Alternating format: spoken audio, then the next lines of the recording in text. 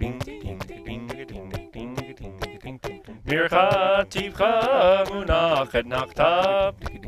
Mircha tivcha, mircha sof pasuk. So now we're going to look at our third trope family. It's known as Katon. But before we can go on to talk about that, I want to talk a little bit about what I mean by a trope family. Up until now, we looked at the et nachta and sof pasuk families, and we looked at those through the associated tropes, mercha, tipcha, munach, and et nachta, but I haven't really talked about how those intermediate tropes work leading up to et nachta and sof pasuk. So in order to talk about that, we need to talk about punctuation strength. And as you'll recall, there are three functions of trope: music, accents, and punctuation. Now, the primary function of trope is punctuation. It's designed to help us interpret the text and understand when to pause, when not to pause, and when certain words or groups of words should come together. And we talked about this way back when, and we sorted out punctuation marks based on their function. We talked about how certain trope marks bring words together, and some trope marks separate them. And the ones that separate in English would be like an exclamation point, a period, a question mark, a comma. After each of those punctuation marks, you would naturally take a pause. Whereas with a group of words within a set of quotation marks or parentheses, or two words that are combined using a hyphen or an ampersand, those are punctuation marks that connect or bring words or thoughts together.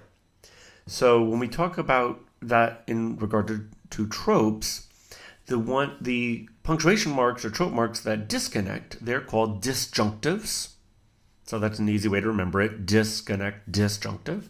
And the punctuation marks that connect are called conjunctives. And what I like to do is sort them by strength. So sof pasuk, because it separates one verse from another verse, is the strongest of all the trope marks. It's as if it were a period or an exclamation point. And then as you go through the trope families, each trope family is named for the disjunctive or the strongest trope in that family. So if I were to take all these punctuation marks, for example, and say sort them from strength to weakness. So the strongest disjunctives are like the exclamation point, the period. A question mark might be considered a little bit weaker. A comma certainly is a much weaker punctuation mark because you don't end a sentence with it. You separate either a list of items or two clauses or phrases within a sentence. But then when you get to conjunctives, you similarly have levels of strength and weakness. So the weaker a punctuation mark would be considered, it would be the stickier it is, the more that it connects two words together. So ampersands and hyphens, or even the word and, that's something that is sticking to ideas or thoughts or words together. Whereas parentheses or brackets, those are collecting a series of words together into one phrase. And that's a little bit arbitrary here, but when you look at the trope marks themselves, it makes a little bit more sense. So when we look at the next trope family, because it doesn't come at the end of a sentence, like sof pasuk, and it doesn't separate a verse or a sentence into two smaller sentences or compound sentences, like an et nachta might, this next one is the most frequent of trope marks. It's like it functions sort of like a semicolon in English, I suppose, or a very strong comma. And that is called Katon. And in order to teach Katon, I like to tell you the story of Herbie the worm and Smedley the bird. There is a method to this madness, so just pay attention to the story. Here it goes. So meet Herbie. Notice Herbie is a little worm. He is curvy shaped and he's facing the left. Herbie lives in a hole in the ground, so he starts low because he's in the ground. When he wakes up, he starts in the ground and goes up. Very important. Now meet Smedley. Notice he's also facing the left, and notice the bird beak. Like most birds, he lives up in a tree. Smedley looks a tad peckish. He is hungry. So remember, he's starting up in the tree. And so Smedley has to go down to eat Herbie, who is on the ground. Right? So Smedley is starting up and going down. As Herbie sees Smedley come at him, he jumps up high because he is scared. So he's going to go up high. As Herbie sees Smedley come at him, he jumps up really high, and then he's going to jump off his diving board. And the diving board has a little give, so he's going to jump on it. The diving board goes down and up, almost to the same place. And then he escapes through the 2 wormholes, which should not be confused with wormholes, through space and time. That's a different thing. The end. Exciting, wasn't it? Let's review. So again, this is the 3rd trope family, and we're going to tell the story of Herbie the worm and Smedley the bird one more time. Meet Herbie.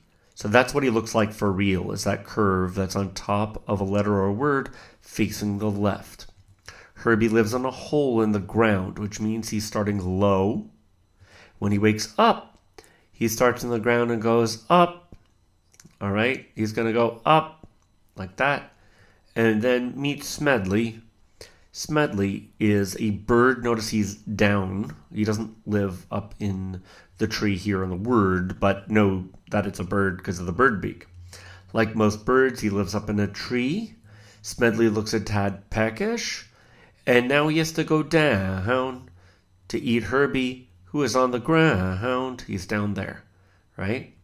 Now as Herbie sees Smedley come at him, he jumps up high because he is scared. Notice that Herbie is on the very edge of the letter or word. This is super duper important. He's going to jump off his diving board. And yeah, that backwards L is a diving board, trust me. So it's going to like go down and up like that. And then he's going to escape through the 2 wormholes. And there are the wormholes right there. So if you look at it, we've got Herbie the worm. He's starting down and going up. He is at a low place and goes up. And then Smedley the bird, that bird beak, he's going to go down. He's going to go down. So go back to the first one. Herbie's going up. Smedley goes down. Herbie gets excited. Notice he's on the end of the word. So he's going to jump up a little higher because of that diving board. And now he's going to go on the backwards L, which we already know is Munaf. And it's going to go down and up like that. And into the 2 holes. Into those 2 holes. What are they actually called? I'm glad you asked. So here we have Kadma. That's the first one. Mapach. And then going up a little higher. Pashta. And then a Munach. Munach. And then finally Katon. Let's put some words on there to make it a little easier. And you don't want to look at the English words nor the Hebrew. You really want to pay attention to the trope mark names, which are Kadma, Mapach, Pashta, Munach, Katon. And we're going to talk about that Munach in a little bit so you're not confused with the other Munach that we learned before. So let's just throw up some symbols there to help you remember a little bit. Kadma, so Herbie goes up. He's waking up from down here and goes up. Mapach. If you're familiar with the musical Peter Pan, there's a song that goes, I won't grow up. That's Mapach. That's how it goes. And it's going down. One way to remember that it's going down is it's below the word. Mapach. Then we have Pashta, which looks almost just like Kadma. We're going to talk about that in a second. Pashta goes up really high. And then we have Munach, which is that diving board. Munach, down and then back up. And then the 2 holes. Katon. Let's put it together. Kadma, Mapach, Pashta, Munach, Katon. And we're going to practice that in a second. But right now I want to look at just the Pashta. So if we make this really big, you'll see that it looked just like the Kadma, with one exception. The trope mark here is going at the very edge of the word. It's like the very edge of the final letter. So this is a special kind of trope, and there's a couple of them that share this type, and it's called a postpositive trope. What that means is that it always falls on the last part of the word. Now, if you remember that I said the three functions of trope are music, accents, and punctuation, well, the problem here is this trope mark is showing you the music and the punctuation, but not the accent. So how do we find out the accent? Now, the word, if you see it like this, with no other indication of a secondary accent, then the accent must be on the last syllable, pashta. So you'd go pashta, like that. And this is the hardest idea that you're going to learn in trope ever. Really, it's the one that people have the most difficult understanding. So let's look at, for example, this word. So where do you suppose the accent is in this word? And if I just separate the syllables by reading it slowly, b, ve, te, cha, the way it looks right now is the accent should be on the last syllable, b, ve, te, cha, right? Because there's no other indication. But what's nice is many tikkunim, many books which have the trope marks in them, indicate the primary accent. So what's going on here is on a word with a postpositive trope, the last trope mark tells you what the mark is and how to chant it, but the first trope mark indicates the accent. And again, this is the hardest thing to remember. So just to remind you here, the accent is above the tav, but the music and the punctuation is indicated by the postpositive nature of pashta. So instead of going bevetecha, you go bevetecha, like that, and go up on that accent mark there. It's easier when you see it in context and you see it repeated that you'll understand it. So now we're going to run through the trope marks, and then I'm going to talk about munaf. All right, so this one. And again, as you go through this, feel free to pause the video and rewind a little bit and repeat these phrases, and always attend to the shapes of the trope marks. Kadma, mapach, pashta, munach, katon. Mapach, pashta, munach, katon. Mapach, pashta, katon. Pashta, munach, katon. Pashta, katon.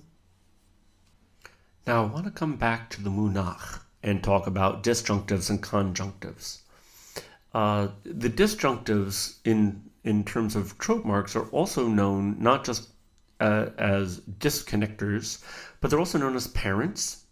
And the conjunctives are also known as children.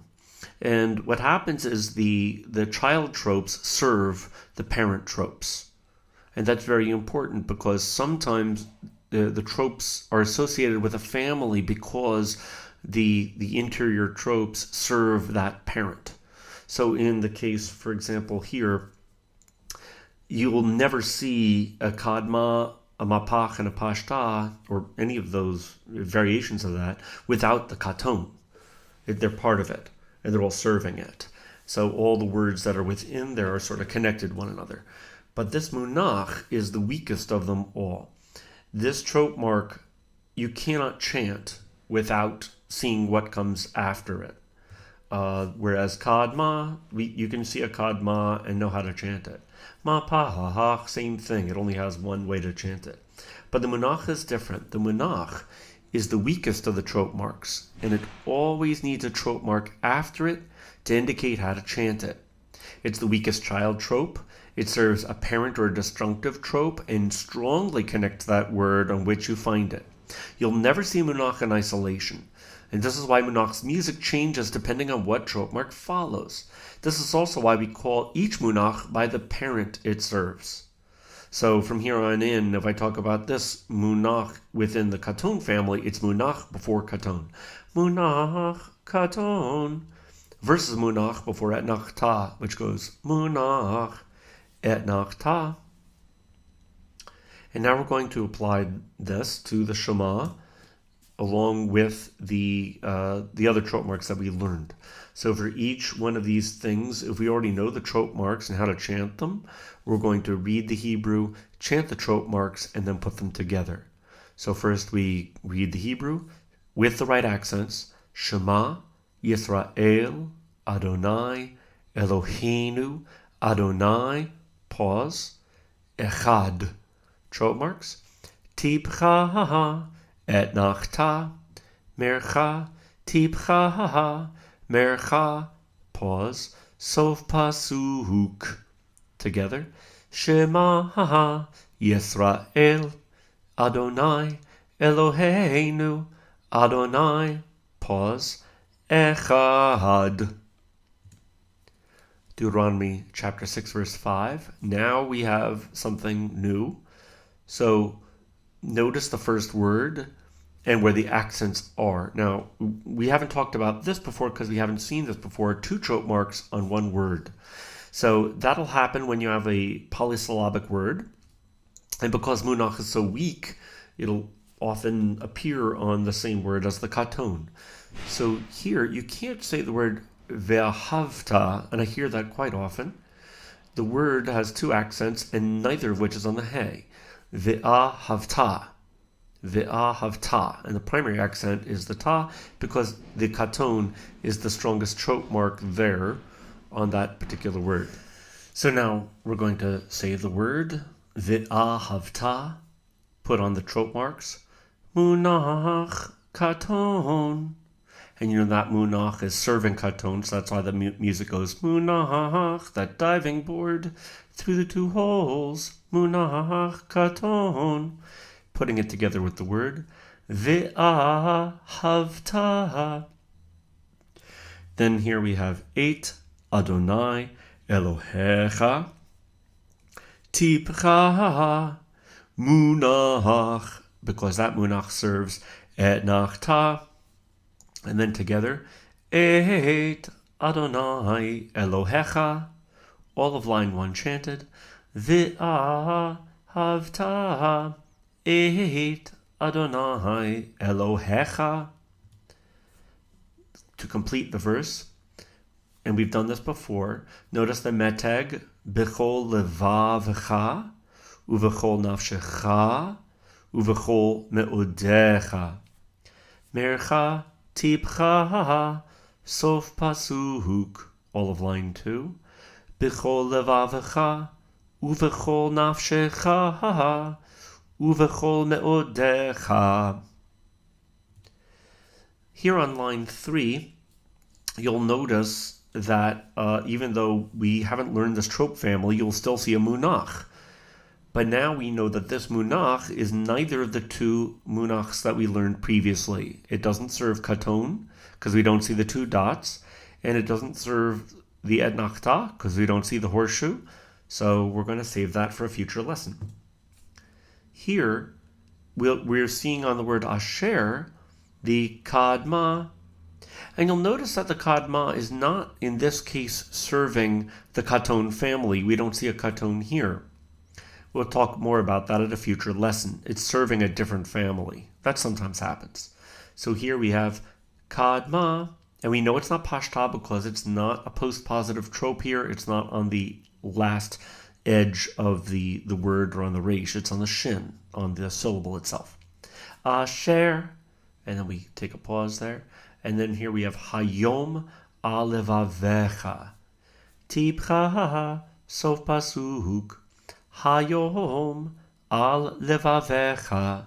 So all of line 4, we have asher, and then we skip those 2 words. Hayom al levavecha. Line 5, this is new. Vishinantam levanecha. One more time with the right accents. Vishinantam levanecha. And this is Munach before Katon, and then the Katon. Munach Katon. Veshinantam levanecha. Line 6. Vidibarta. It can't be Vidibarta. There's no accent mark there. V'dibarta bam. And notice again the etnachta, which has two notes, etnachta. But because we have a one-syllable word, we really don't do the two notes. We just do the bam. So putting it together, v'dibarta bam. Line 7. This is all new. So we're going to read the words with the right accents. Look at the second word. We talked about this just minutes ago. Beveitecha is the right pronunciation. We know it's a pashta because the second trope mark there is right on the edge. But then the first pashta is not a kadma. It is instead something else. So what it is it's showing the accent, but not the music or the punctuation. So let's read once again line 7 here with the right accents. B'shivtecha, b'veitecha, uvlechtecha vaderech. Just the trope marks. Mapach, pashta. Now here, just as a reminder, the first pashta is only showing you the accent, so we're only chanting it once. You don't go pashta, pashta, or anything like that. Or kadma, pashta, that's not what it is. It's just from the beginning. Mapach, pashta, munaf, katon. Line 7 altogether. B'shivtecha, b'veitecha, uvalechtecha, vaderech. Line 8 we've done before. Notice the metag under the shuruk, that's that first vowel. Uv shoch becha, uv kumecha. One more time. Uv shoch becha, uv kumecha. Trope marks. Tipcha sof pasuk. Together. Uv shoch becha, uv kumecha.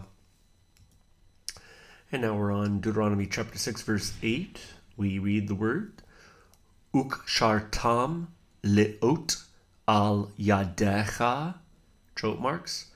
Mercha tipcha etnachta. Together. Ukshartam leot al yadecha. Line 10.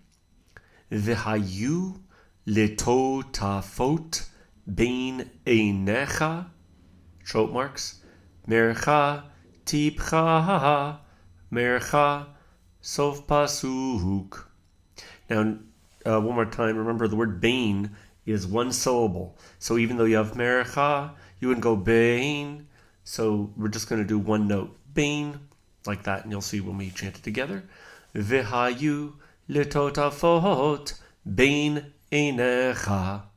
So it's just like the bomb that we saw from before. Now, we talked about this in the last video, that it looked like we learned mercha tipcha sof pasuk here on these words al mezuzot beitecha uvish arecha. And in fact, they do look very much the same. Problem is that we are at the end of the first paragraph of the Kriyat Shema, or the recitation of the Shema, Deuteronomy chapter 6, verse 9. So since we're at the end, these trope marks are different. They're not actually sof pasuk. Instead, we have sof aliyah, or the end of a Torah reading. This is how you would chant them. So instead of going mercha tipcha sof pasuk, which sounds pretty much like an end of a sentence, very declarative, you go mercha tipcha sof pasuk. And I love that little ooh, ooh, ooh. I mean, you don't have to do it that fancy. You can go mercha tipcha sof pasuk, like that. So with the words al mezuzot beitecha uvisharecha mercha tipcha sof pasuk, you get al mezuzot beitecha uvisharecha. And that is the Katon family, along with an added sof aliyah.